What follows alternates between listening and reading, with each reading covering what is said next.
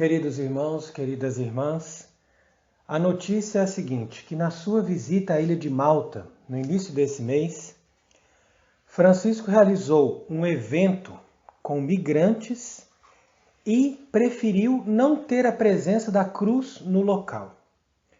Como explicou o site da Arquidiocese de Malta, o cenário não seria adornado com uma cruz, visto que a maioria dos migrantes são muçulmanos. Então quer dizer que justamente nesse tempo da paixão, Francisco preferiu não usar a cruz no cenário desse seu encontro que ele realizou na ilha de Malta.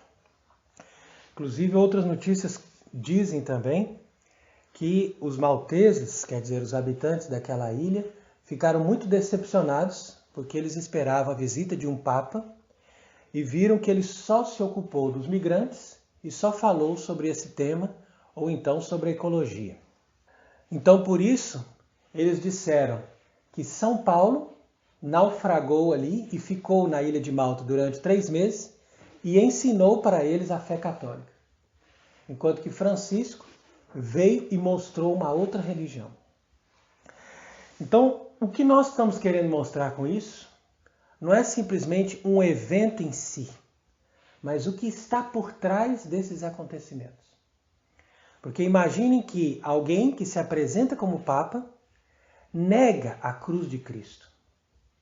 E ao invés da cruz de Cristo, foi adornado ali o cenário com garrafas PET, que eles colocaram ali, fizeram uma parede de garrafas PET usadas, para dar a impressão de que nós não podemos desperdiçar nem poluir o meio ambiente. Então, como eles dizem, que tem mais garrafas do que peixes no mar, então por isso a conscientização é que tem essas garrafas PET ali para mostrar que as pessoas procurem evitar de poluir o ambiente. Então por isso que as pessoas precisam entender que apesar de nós falarmos muito de Francisco, nós não temos nenhuma intenção de atacar uma pessoa, muito menos se essa pessoa fosse um papa. Mas a nossa denúncia é muito simples. Nós mostramos que este papa não é legítimo e aqueles que o precederam desde João 23 também não são legítimos, devido a um princípio que é muito simples. Então, se o papa representa toda a igreja, ele tem que ter, no ato mesmo da sua eleição, aquele desejo e a intenção formal de ser católico e de promover a fé católica. Então, se nós quisermos analisar esse tema de uma forma mais profunda, então você pode ver aquilo que Elias Ben Amozeg explicou no seu livro Israel e a Humanidade, que foi um livro escrito no começo do século XX, inclusive financiado pela família Rothschild, que vai explicar por que era necessário mudar o cristianismo. Então quer dizer que esse plano que já vinha ali dos judeus desde muito tempo, foi colocado em prática desde que eles fizeram esse golpe e colocaram João 23, que era alguém que trabalhava para eles, no governo da Igreja de Roma. Então, o documento base de criação dessa religião noachida, que nós sempre procuramos mostrar, chama-se Nostra Aetate, que foi publicado exatamente no fim do Concílio Vaticano II. E nesse documento nós encontramos a seguinte informação, sob o título de Fraternidade Universal e Reprovação de toda discriminação racial ou religiosa. E ali se diz, não podemos invocar Deus como Pai comum de todos e nos recusamos a tratar como irmãos alguns homens criados à sua imagem. Então a Igreja reprova por isso, como contrária ao Espírito de Cristo, toda e qualquer discriminação praticada por motivos de raça ou cor, condição ou religião. Então veja aqui novamente o que diz o documento Nostra Aetate. Então, Deus deve ser invocado como Pai comum de todos. E nunca podemos fazer nenhuma discriminação, nem de raça, nem de cor, obviamente, mas também nenhuma discriminação religiosa. Então, aqui nós ensinamos, porém, que esse ensinamento da Nostra Aetate é contrário radicalmente ao ensinamento da Igreja Católica de todos os tempos. Por quê? Porque o catolicismo não nos ensina a tratar todas as pessoas como irmãos e nem Deus como Pai comum de todos. Porque nós nos tornamos filhos adotivos de Deus pelo batismo. Então começa aqui. Primeiro a pessoa precisa entrar na igreja e ser batizado para invocar Deus como Pai. Então, quando as pessoas dizem que Francisco, através dos seus documentos heréticos, como Laudato Si ou Fratelli Tutti, ensina uma nova religião, essas pessoas devem ter essa consciência de que, de fato, o documento Nostra Aetate inaugura essa religião que Francisco agora está levando até as últimas consequências. E nessa religião, nós não podemos discriminar uma pessoa pela religião do outro. Por quê? Porque, segundo essa nova religião, cada pessoa tem direito de ter a sua própria religião. E nem Deus pode impor a religião que ele quer. Entretanto, na lógica do catolicismo, Deus impôs a sua religião quando ele enviou seu filho e ele deixou seu filho na terra para nos comunicar a verdade. E na medida que o seu filho comunicou a verdade, ele também deixou uma igreja com assistência divina para ensinar sempre essa mesma verdade. Portanto, a conclusão básica da Igreja Católica, desde São Pedro até Pio XII, é que todos os homens, para se salvar, são obrigados a aderir a Jesus Cristo e a sua igreja. Enquanto que a religião do Vaticano II diz que nós não podemos discriminar a religião. Ora, isso é falso, porque nós temos que discriminar, sim, aquilo que as pessoas podem fazer uma opção. Então, a pessoa tem uma raça, tem uma cor, ou tem uma condição social, isso não é da opção dela. Então não posso discriminar essa pessoa, que seria injusto. Agora, se a pessoa tem a opção de ser batizada e de crer em Cristo e de adotar o cristianismo como método da sua vida para alcançar o céu, então essa pessoa fez um esforço, ela fez uma opção. E a igreja discrimina sim, ela vê claramente quem está dentro e quem é fora. E essa discriminação sistemática, evidente e clara, a igreja fez em todos os tempos e com muita atenção. Por isso que ela excomungou todos aqueles que começaram a pregar falsas doutrinas e não quiseram se converter. Porque a igreja faz questão de discriminar a pessoa que quer ser católica e a pessoa que não deseja aderir ao catolicismo. Então, quando a gente mostra isso, a gente faz questão de explicar que a pessoa é livre, o batismo é aberto a todos, e se a pessoa não quer, ela é sim discriminada, pois ela está fora da igreja. Mas se ela quer, ela é muito bem-vinda, pois é Cristo que a convida e é Cristo que a introduz na sua igreja para a sua salvação e para a sua santificação. Então, para que isso se torne mais claro, veja bem o seguinte: a verdadeira igreja romana, ela ensina uma doutrina imutável. E ela guarda o depósito da fé católica. Isso é obrigação da igreja romana. Se ela não faz isso, ela não é a verdadeira igreja. Além disso, ela é divina. Por quê? Porque ela tem essa lógica vertical.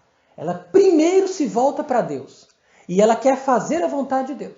Assim como Cristo se deixou destruir na cruz para fazer a vontade do Pai. Então, para ele, a coisa mais importante na terra, a ponto de dizer, esse é o meu alimento, é fazer a vontade do Pai. A mesma coisa acontece com a igreja. A igreja glorifica a Deus e salva as almas quando ela se torna um instrumento da vontade de Deus. Da mesma forma, ela é católica, Porque ela é destinada à salvação de todos os que desejam se converter. Não é de todos os homens. Nós sabemos muito bem que a maioria das pessoas vão se perder. Porque isso está previsto. É o caminho largo. São as pessoas que optam pelo mundo. São as pessoas que querem servir a carne. São as pessoas que se deixam levar pelo diabo. Elas vão se perder. Por quê? Porque elas não querem servir a Deus. Entretanto, a Igreja Católica, porque ela é destinada à salvação de todos, desde que eles queiram. Desde que eles entrem na igreja pelo batismo, desejem se converter e perseverar nessa fé. Agora, a nova igreja, que foi instalada ali no Vaticano II, inaugurada com esse documento nosso tratado, ela é evolucionista. Porque, segundo essa igreja, a fé pode mudar, segundo os tempos. Então, hoje nós pensamos uma coisa, amanhã vai ser outra. Porque isso vai mudando. E mesma coisa a moral. A moral também pode mudar. Quer dizer que as pessoas hoje se casam dessa forma, amanhã eles vão se casar de outra forma. Porque tudo é uma evolução. Então você veja que essas pessoas, eles não se baseiam no magistério infalível e imutável de todos os tempos. Mas essas pessoas preferem nunca citar os papas antigos, mas ao contrário, eles fazem sempre documentos novos e eles colocam sempre o foco nesses documentos novos que mostram uma nova doutrina. E quando esses documentos novos já são tão desgastados, como é o caso de hoje em dia, que ninguém presta atenção mais no que um papa está dizendo, então as pessoas começam a buscar de uma forma bem sutil a fonte de toda a doutrina simplesmente na Bíblia, como acontece com o protestantismo. Então é por isso que nos ambientes carismáticos as pessoas vão dizer: se você lê a Bíblia, você já está seguindo a palavra de Deus. Sendo que nós sabemos que Cristo não nos deixou a Bíblia, mas nos deixou a palavra do magistério autêntico para ser seguida. Porque só esse magistério é capaz de dar a interpretação verdadeira, correta da Bíblia. Então hoje em dia existe toda essa lógica de buscar aquelas fontes bíblicas mais originais, e é por isso que as pessoas são enganadas com essa propaganda, dizendo o seguinte: olha, você tem que aprender o hebraico para buscar as fontes originais. Então é claro, a religião noachida, criada pelos judeus, vai estar sempre voltada para as fontes hebraicas e tal. Por quê? Porque não é através da palavra infalível de um papa que nós vamos conhecer a verdade, mas é através da interpretação daqueles que conhecem o hebraico, ou seja, os judeus, que nós vamos descobrir o que realmente dizem as Escrituras e nós vamos aos poucos nos tornar semelhantes aos judeus. Como acontece com os protestantes, como acontece com os testemunhos de Jeová, por exemplo, que já nem sequer acreditam que Cristo é verdadeiro Deus. Então é aqui que você percebe quem está no comando, que são ali, de fato, os judeus. Então esta religião também, criada no Vaticano II, ela é humanista. Por quê? Porque ela só pensa no bem terreno do homem. Então toda a sua perspectiva é horizontal. É por isso que Francisco agora nem sequer desejou a cruz justamente nesse tempo da paixão. Por quê? Porque ele vive na realidade horizontal. Tudo começa no homem e termina no homem. E a religião só tem sentido para promover o bem social. Então essa é a última etapa dessa transformação. E que as pessoas muitas vezes chamam de teologia da libertação, mas não é simplesmente uma libertação humana dos seus opressores. Porque de fato a teologia da libertação prega isso. Mas é mais do que isso.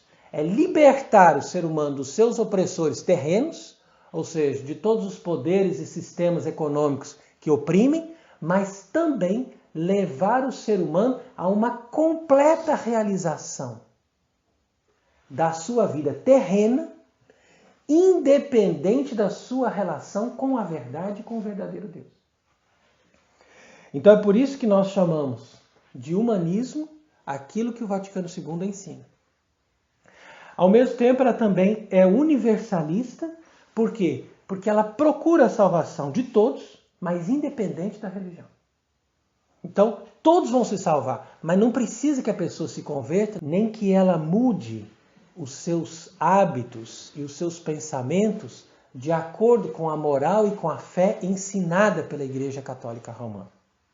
Então, essa é a nossa denúncia e nós aproveitamos, todas as vezes que estamos mostrando essa realidade, nós aproveitamos também para ensinar o que a Igreja Católica realmente nos ensinou em todos os tempos.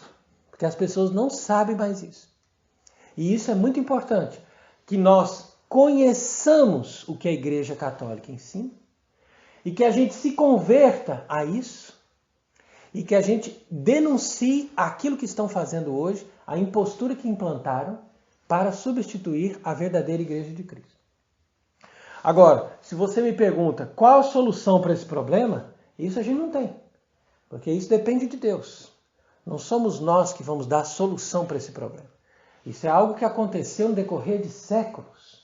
É um plano dos inimigos da igreja que foi aplicado de forma muito sistemática durante séculos. E se eles chegaram até o fim desse seu programa, então não somos nós agora, sem dinheiro e sem força militar, que vamos conseguir virar o jogo. Obviamente. Mas nós contamos com a nossa oração, nós contamos com a graça de Deus que nos prometeu que as portas do inferno não prevalecerão. Ou seja, de que antes que o catolicismo desapareça da face da terra, haverá uma ação divina para intervir na história e mudar os fatos. Então, inclusive, alguém fez um comentário num dos nossos vídeos dizendo que nós não pertencíamos à Igreja Católica Romana. Pois eu digo, é essa pessoa que está ali falando que não pertence. Porque os ultramodernistas dizem não somente que Francisco é Papa e que a Igreja do Vaticano II é a mesma igreja de todos os tempos, mas eles dizem também que a igreja antiga estava errada na sua fé, nos seus princípios, na sua liturgia, e que agora isso tudo foi corrigido.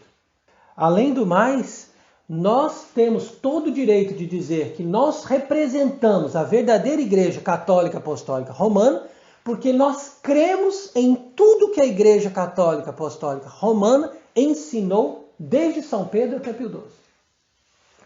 E é somente através desse princípio que você pode se dizer católico de verdade.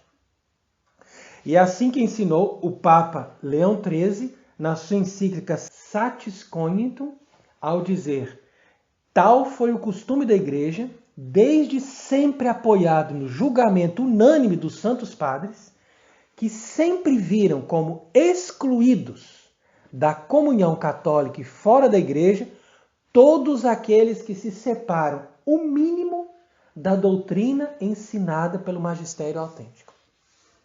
Então não somos nós que estamos nos separando da verdadeira Igreja Católica, mas são essas pessoas aqui que seguem Francisco, ou que reconhecem Francisco, que se afastam do magistério autêntico e, portanto, que estão fora da comunhão católica. Mas é interessante observar, nesses evangelhos do tempo da paixão, que naquele contexto final, havia 3 personagens que se destacavam em torno de Jesus. Então vamos ler essa passagem do Evangelho e vamos identificar esses personagens. Primeiro vemos ali, olha, que tomando Maria uma libra de bálsamo de nardo puro, de grande preço, ungiu os pés de Jesus e enxugou-os com seus cabelos. E a casa encheu-se do perfume do bálsamo. Mas Judas Iscariotes, um dos seus discípulos, aquele que o havia de trair, disse: por que não se vendeu esse bálsamo por 300 denários e não se deu aos pobres? Em outra passagem ainda, em Mateus 26, diz que, estando à mesa, aproximou-se dele uma mulher com um vaso de alabastro, cheio de perfume muito caro, e derramou na sua cabeça. Vendo isso, os discípulos disseram indignados: para que esse desperdício? Poder-se-ia vender esse perfume por um bom preço e dar o dinheiro aos pobres. E Jesus, ouvindo-os, disse-lhes: Por que molestais essa mulher? É uma ação boa que ela me fez. Pobres vós sempre tereis convosco. A mim nem sempre me tereis. E derramando esse perfume em meu corpo, ela o fez em vista da minha sepultura. E em verdade eu vos digo, em toda parte onde for pregado esse evangelho pelo mundo inteiro, será contado em sua memória o que ela fez. Então um dos 12, chamado Judas Iscariotes, foi ter com os príncipes dos sacerdotes e perguntou-lhes: Que quereis dar-me, e eu vô-lo entregarei? E ajustaram com ele 30 moedas de prata. Ora, prestemos atenção nessas duas passagens do Evangelho. Aqui nós vamos encontrar, como eu disse, 3 personagens. Primeiro, essa mulher, chamada Maria, que derramou esse perfume sobre Jesus.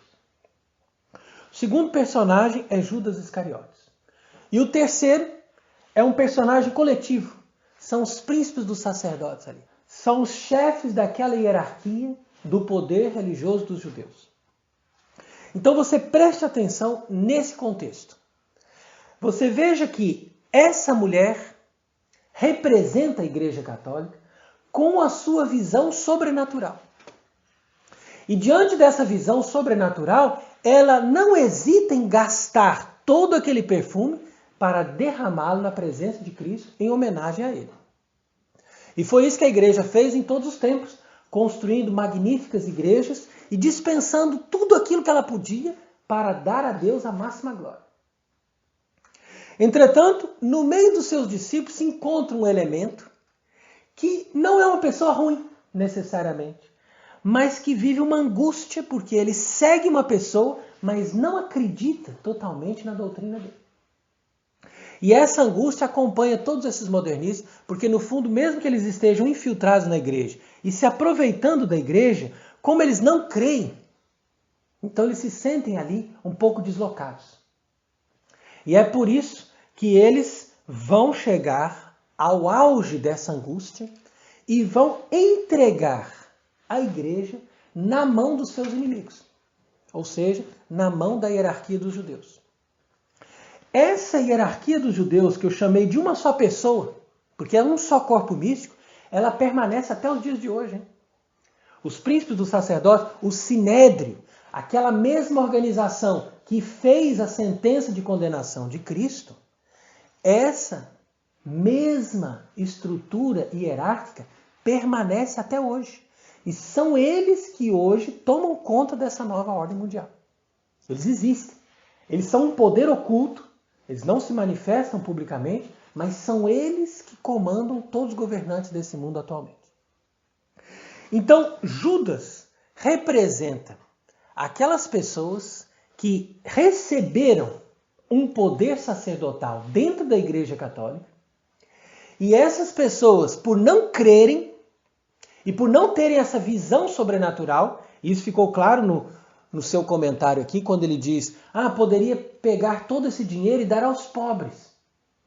Porque eles sempre querem dizer, não, nós vamos dar aos pobres. Porque eles acham que tudo tem que ser feito na visão horizontal. Os mais idealistas dentre eles estão realmente interessados nos pobres.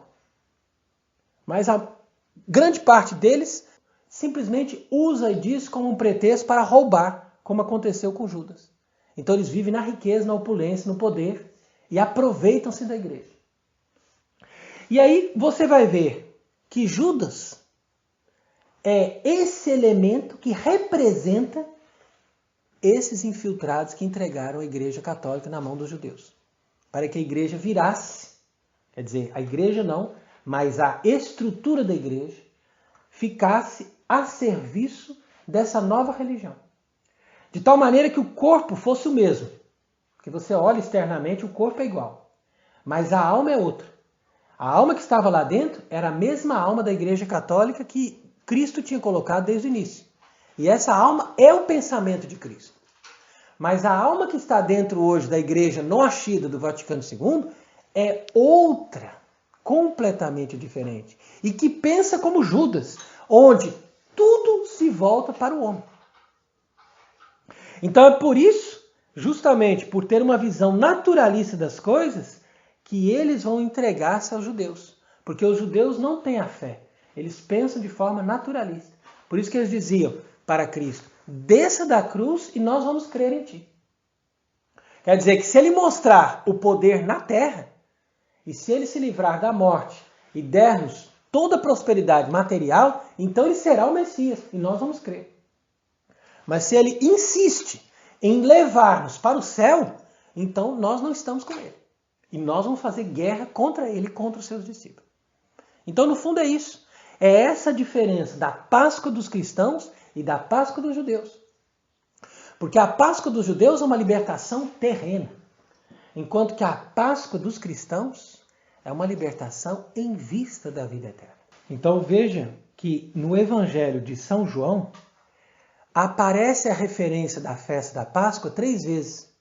Ou seja, cada ano que Cristo viveu o seu ministério, São João faz questão de dizer: estava próxima a festa da Páscoa, a festa dos judeus. Ele diz bem claro, é a festa dos judeus, porque para nós vai ser uma outra Páscoa. E aqui, em cada ocasião da festa da Páscoa, Cristo mostrava a dimensão sobrenatural, para que eles saíssem dessa coisa terrena e entrassem na lógica do sobrenatural que está acima da religião do Antigo Testamento. Então, da primeira vez, Jesus expulsou todos que estavam fazendo comércio no templo, para mostrar, olha, vamos primeiro voltar para a oração. Da segunda vez, Jesus distribuiu o pão para aquela multidão toda. E quando ele fez isso, as pessoas queriam proclamar o rei, e ele fugiu da presença deles, saindo para as montanhas sozinho. Então quer dizer que ele estava ali mostrando, olha, não é o reino terreno que nós estamos buscando. Vocês foram alimentados, ficaram saciados, e agora acham que eu tenho que fazer para vocês um reino de prosperidade na terra. Então, Cristo saiu dessa tentação. E ainda por cima, a terceira vez, quando Jesus já estava reunido com seus discípulos, e segundo o Evangelho, ele estava se preparando para passar deste mundo para o Pai. Então a palavra Páscoa significa passagem. Então ele estava passando deste mundo para o Pai. E é exatamente essa noção da Páscoa dos cristãos. E leva-nos necessariamente à passagem, quer dizer, à nossa morte. Ao encontro desse momento que nós vamos passar dessa vida para a vida eterna. Então, mostrando isso, nós queremos fazer com que as pessoas compreendam a diferença fundamental entre o modelo religioso de Cristo, estabelecido no catolicismo, que nos leva, através da visão sobrenatural para a vida eterna, e o modelo religioso do judaísmo, estabelecido em todas as falsas religiões protestantes, e inclusive nessa falsa igreja católica de Francisco, que tudo resume-se nessa vida terrena. Então, para que as pessoas entendam melhor qual é a diferença entre esses dois modelos religiosos, nós vamos agora estudar aqui a encíclica Mystici Corporis do Papa Pio XII. E o Papa Pio XII vai nos ensinar o seguinte, que com a morte do Redentor foi abrogada a antiga lei. Quer dizer que o Antigo Testamento acabou no momento da morte de Cristo. E sucedeu-lhe o Novo Testamento. Então, com o sangue de Cristo, foi sancionada para todo mundo a lei de Cristo com seus mistérios. Leis, instituições e ritos sagrados. Enquanto o Divino Salvador pregava num pequeno território, pois que não foram enviados senão as ovelhas perdidas da casa de Israel, corriam juntos a lei e o evangelho. Mas no patíbulo onde ele morreu, ele anulou a lei com as suas prescrições. Então quer dizer que no seu ministério ali, enquanto ele estava na terra, a lei e o evangelho estavam juntos, correndo. Quando ele morreu na cruz, a lei morreu com ele. E o judaísmo acabou ali. E ele afixou na cruz o quirógrafo do Antigo Testamento, estabelecendo com o sangue derramado por todo o gênero humano a nova aliança. Então, diz São Leão Magno, falando da cruz do Senhor, fez-se a transferência da lei para o evangelho, da sinagoga para a igreja, de muitos sacrifícios para uma única hóstia. Tão evidentemente que ao exalar o Senhor o último suspiro, o místico véu que fechava os penetrais do templo e o misterioso santuário se rasgou improvisadamente de alto a baixo. Portanto, na cruz morreu a lei antiga, dentro em pouco será sepultada e se tornará mortífera, para ceder lugar ao Novo Testamento, para o qual Cristo tinha escolhido ministros idôneos na pessoa dos apóstolos. E é pela virtude da cruz que o Salvador, constituído cabeça de toda a família humana, já desde o seio da Virgem, exerce plenamente o seu munus de cabeça da Igreja. Pela vitória da cruz, segundo o doutor Angélico, mereceu o poder e o domínio de todas as gentes. Por ela, enriqueceu imensamente aquele tesouro de graça, que na glória do céu distribui incessantemente aos seus membros mortais, pelo sangue derramado na cruz, fez com que, removido o obstáculo da ira divina, pudessem todos os dons celestes, e em primeiro lugar, as graças espirituais do Novo e Eterno Testamento, correr das fontes do Salvador para a salvação dos homens, sobretudo dos fiéis.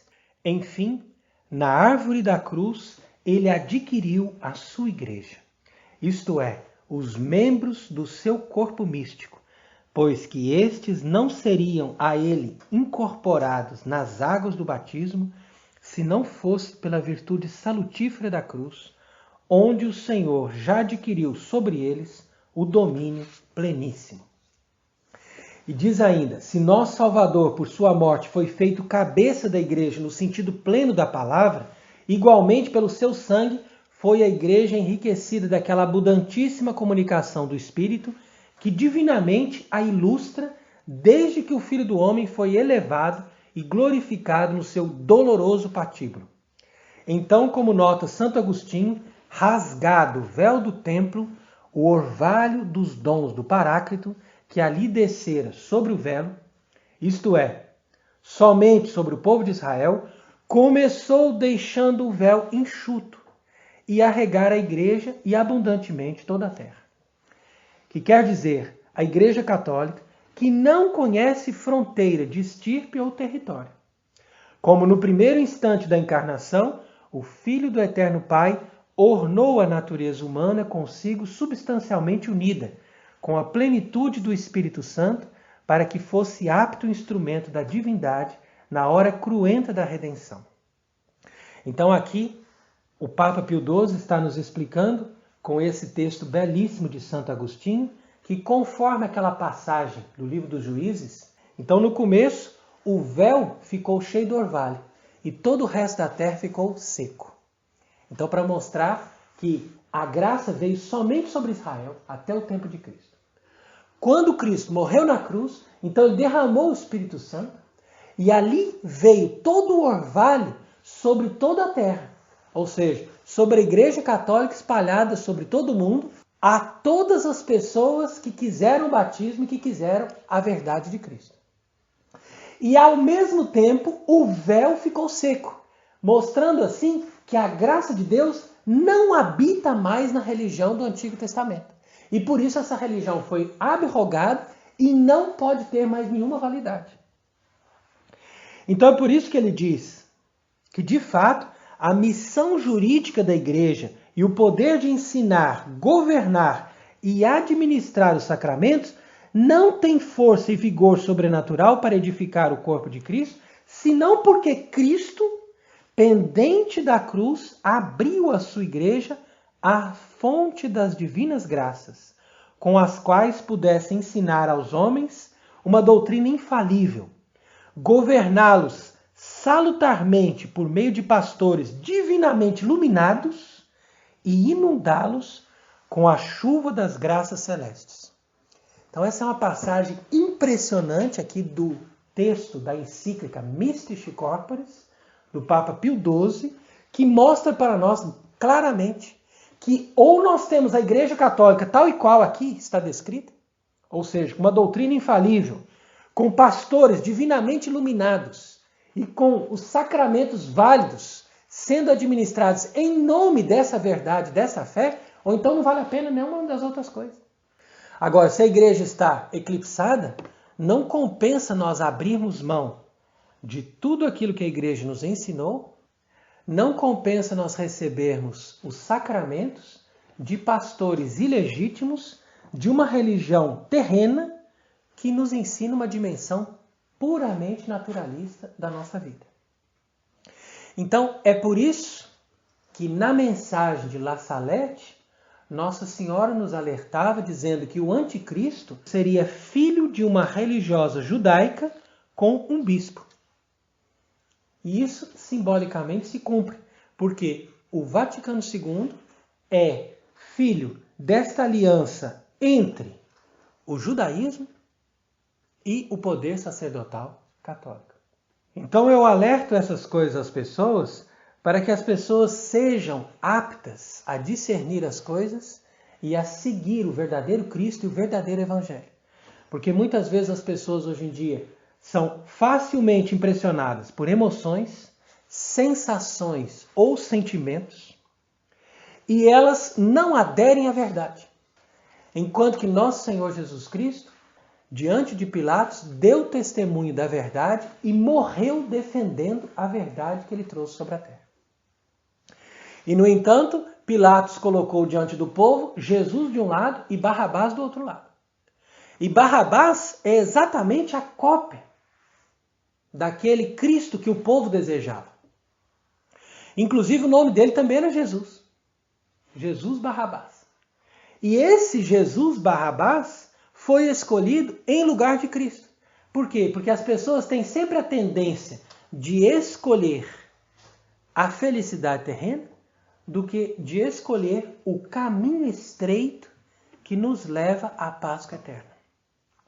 Portanto, façamos nessa Páscoa um compromisso de estarmos em união com o verdadeiro Jesus Cristo, com o seu Evangelho e com a verdadeira Igreja. Pois, da mesma forma como ele ressuscitou dos mortos para confundir os judeus, seus inimigos e opositores, ele também dará a ressurreição para toda a sua igreja, diante de todos os seus opositores, que hoje se gloriam do crime de terem destruído a Igreja Católica.